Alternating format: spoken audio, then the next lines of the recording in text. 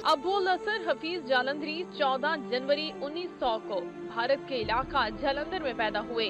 हफीज जालंधरी ने शाहनामा इस्लाम लिखकर इस्लामी दौर की इब्तदाई जंगों को निहायत पुरअसर अंदाज में नज़्म का जामा पहनाने का आगाज किया। उन्होंने उर्दू शायरी और पाकिस्तान के लिए मिसाली खिदमत सर अंजाम दी और कौमी तराना तहरीर करके हमेशा के लिए अमर हो गए। वो गजल गो और नात गो शायर भी थे। अभी तो मैं जवान हूँ, अभी तो मैं जवान हूँ, अभी तो मैं जवान हूँ, अभी तो मैं जवान हूँ।